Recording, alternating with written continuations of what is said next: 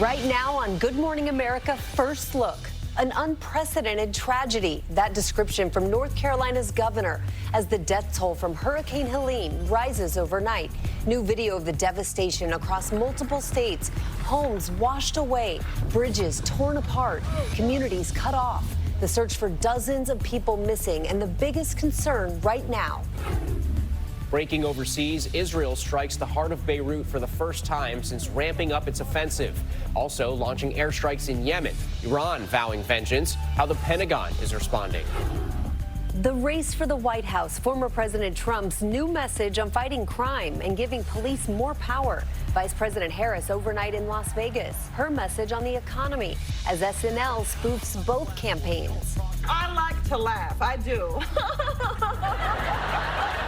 They're eating the dogs. They're eating the cats.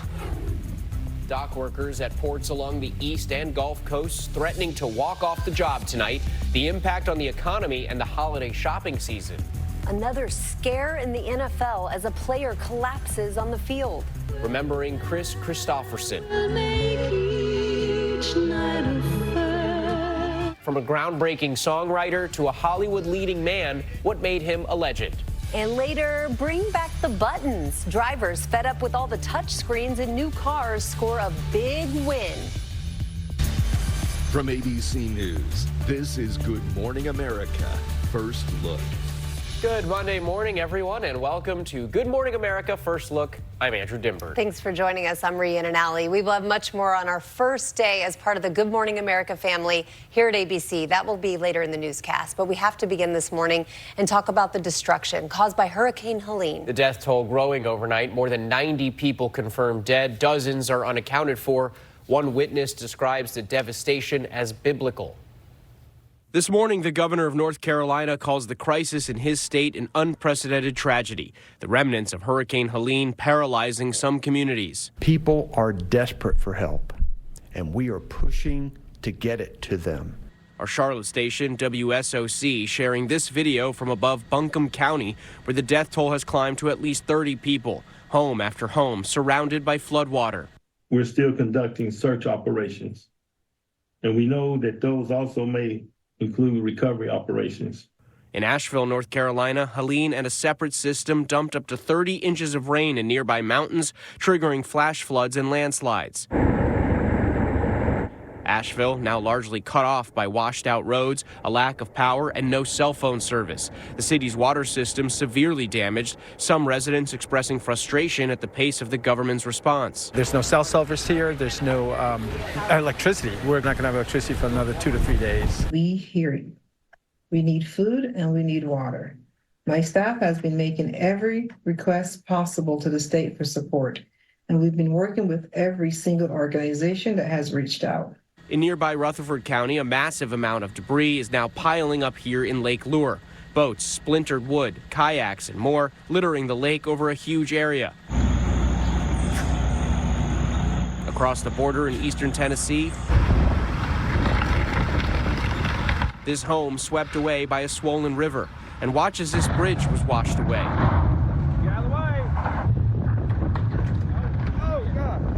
Overnight, 2 more deaths related to Helene were reported in Tennessee. But more than 70 people in Unicoi County remained unaccounted for last night.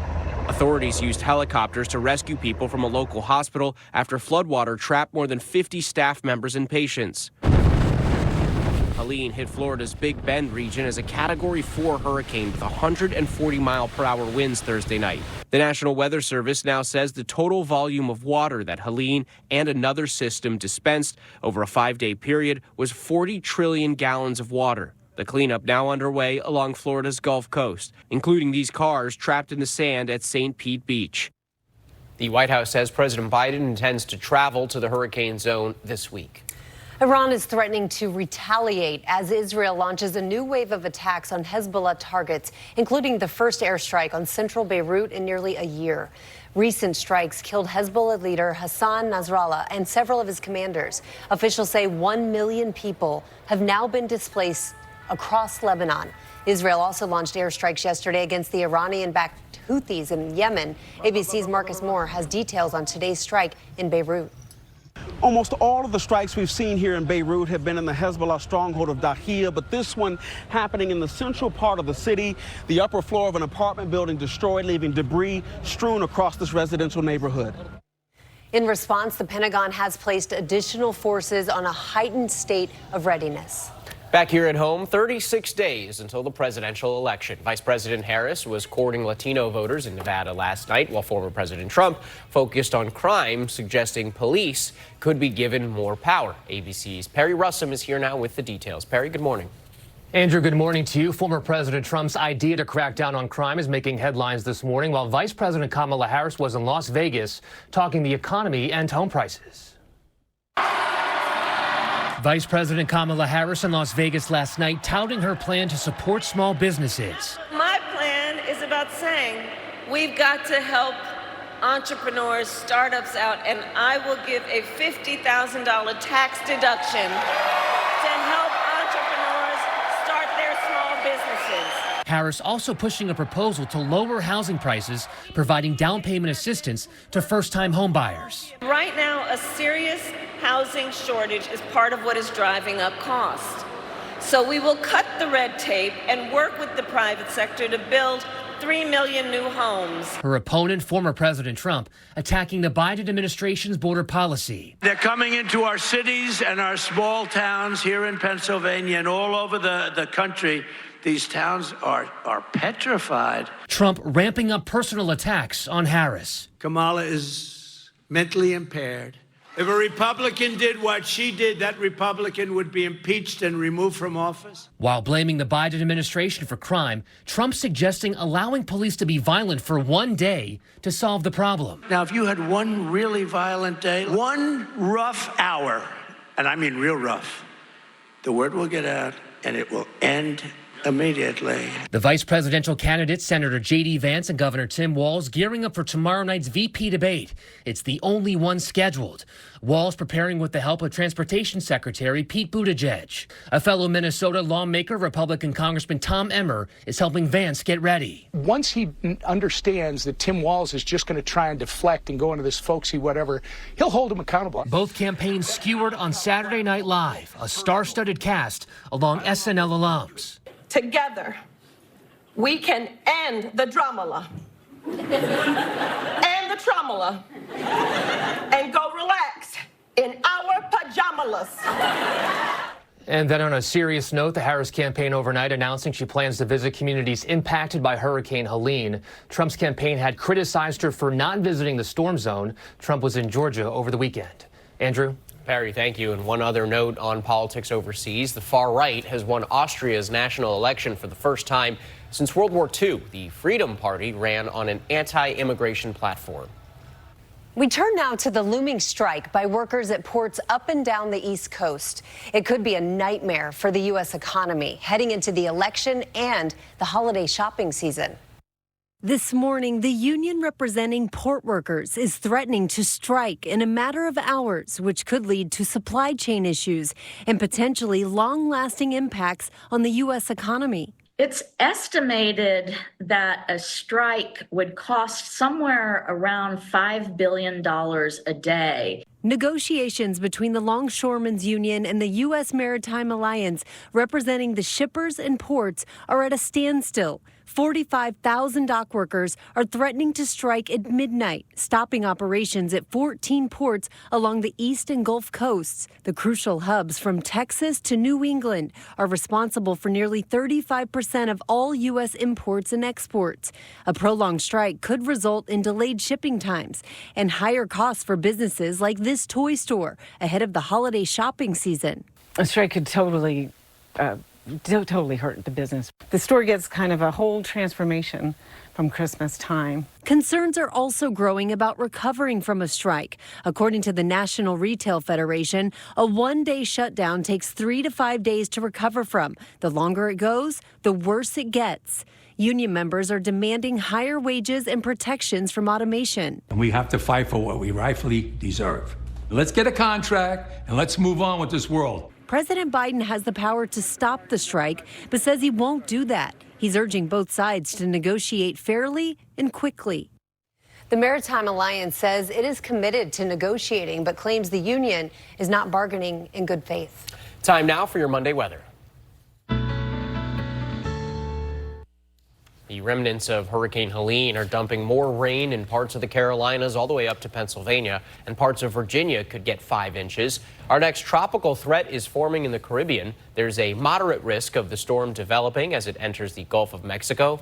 Landfall as a tropical depression or even tropical storm could come next weekend. And checking today's high temperatures, more record highs are possible across the Southwest. Summer-like in the Midwest, 70s for the Northeast. It's warm all across the South, 108 in Phoenix, 90 down in Miami. Coming up, the change coming to new car dashboards. But first, what started a massive fire at a chemical plant, toxic smoke, forcing evacuations there. And how a man who served 23 years in prison for a crime he did not commit is finally getting justice. A chemical plant fire outside of Atlanta that forced nearly 20,000 people to evacuate is now out. A sprinkler malfunctioned and the water reacted with a chemical, sending potentially toxic fumes into the sky. The smoke could take days to dissipate. One man's long fight for justice is finally coming to an end today. He spent 23 years in prison for a crime he didn't commit. Here's ABC's Allison Cossack.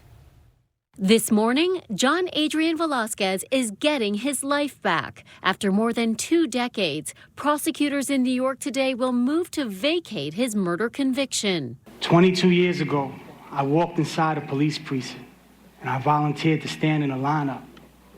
Don't you know that's the last choice I made as a free man? Known as JJ, Velasquez, a father of 2, is now an advocate for criminal justice reform. But in 1999, he was wrongfully convicted of the murder of retired NYPD officer Albert Ward during an attempted robbery. His case inspired the 2023 movie Sing Sing, named for the prison where he served decades behind bars.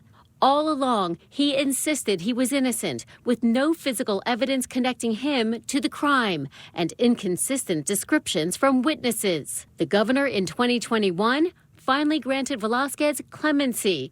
The following year, he received an apology from President Biden. On behalf of all society, I apologize for it. 23 years. My God. And today, the final chapter in Velasquez's fight for justice. The Manhattan DA's office will move to vacate his conviction, saying that advanced DNA testing suggested a different killer, and acknowledging the new DNA evidence could have affected the jury's consideration of other trial evidence.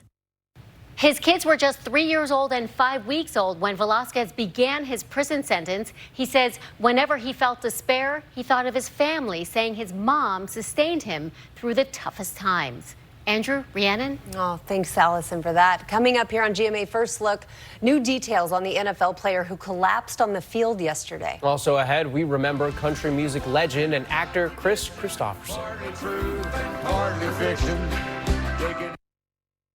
Tyler Bidet on the sideline. He remains on the sideline and has since he came over after a hit. Another scary moment in the NFL. Broncos running back Tyler Bidet collapsed on the sidelines after a hit. Overnight, we learned that he suffered a back injury, but was able to move all of his extremities, so some good news. And he flew home with the team. This morning, we're remembering country music legend Kristofferson. He once admitted, "I don't think I'm that good of a singer." Danny New looks back. A star is gone today,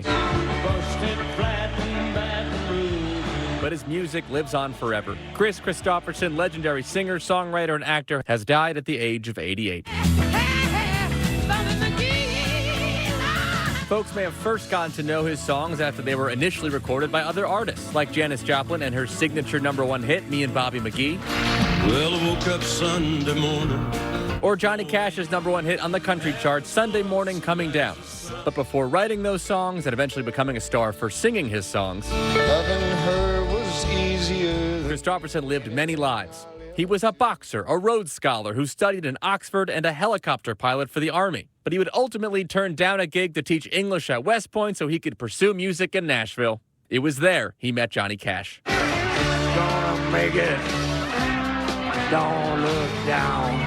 But in 1976, what catapulted Kristofferson to wide-scale fame was when he starred alongside Barbra Streisand in the third production of A Star is Born. He would win a Golden Globe for the role. And when the yards broke off, they said that I got killed. However, despite his continuously successful movie career, he would always come back to his music. He scored a #1 hit with the country supergroup The Highwaymen in the mid-'80s, alongside longtime friends Johnny Cash, Willie Nelson, and Waylon Jennings. In 2015, he told the Las Vegas Review-Journal, "That's what I am, is a songwriter." And guys, for gigantic Marvel nerds like me, Kristofferson is also well known for starring alongside Wesley Snipes in the Blade trilogy. He played his mentor, Abraham Whistler. He just had that look. He could pull off so many roles so easily. Absolutely. So much talent. He could do it all. Coming up, the top moments from SNL's campaign coverage. Plus, the revolt against all those screens in new cars.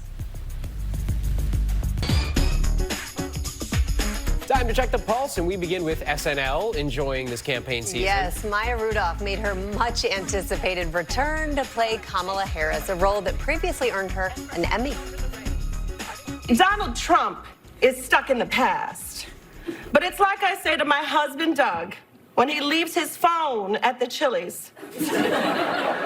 We are not going back. Come on out here, Coach Walls.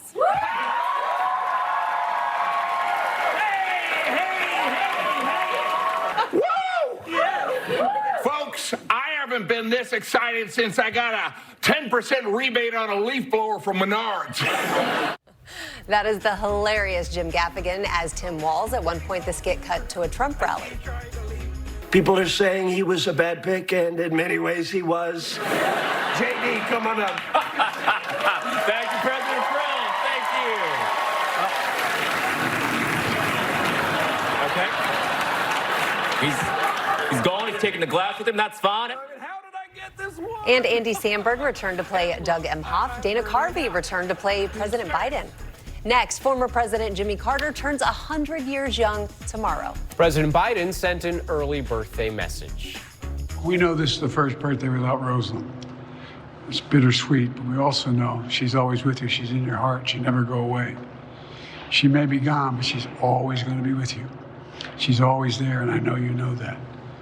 Biden praised Carter for moral clarity. And next, a shift away from touchscreens. Yeah, some car makers are bringing back actual knobs and buttons, including Volkswagen and BMW. Many saying buttons are easier to push while keeping your eyes on the road. Finally, the college football fan getting a lot of attention. He was seen on College Game Day holding a sign that read, "My wife is having a baby, but I chose to be here." Online reaction was swift. Some claim he made it up to get on TV. Top headlines next.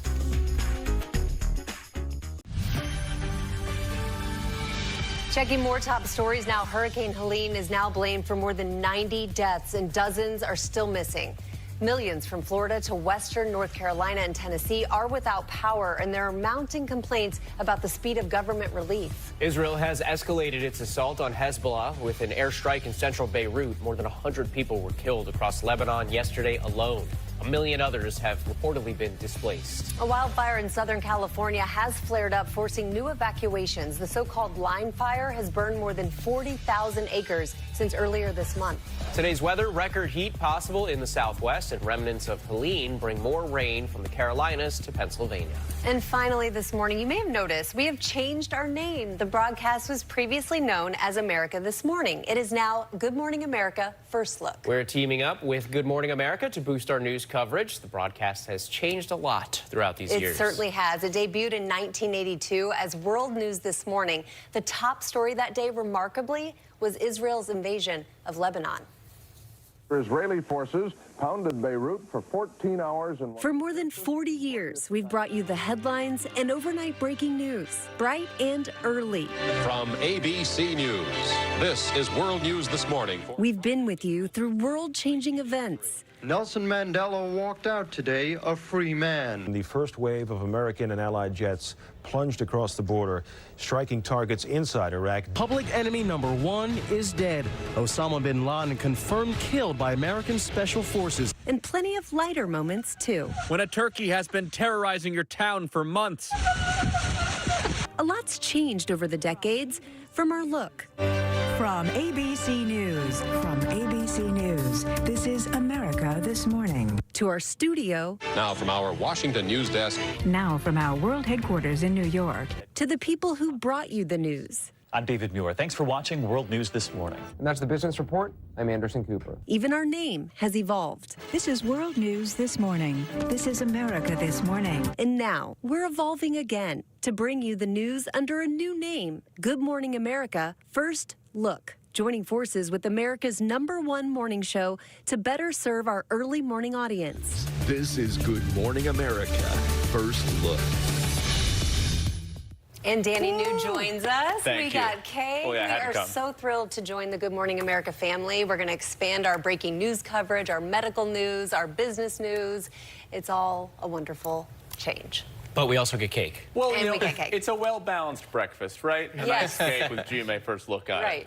Time for cake, everyone. Thank you so much for joining us for your first edition of Good Morning America First Look. New name, same news. That's your Good Morning America First Look.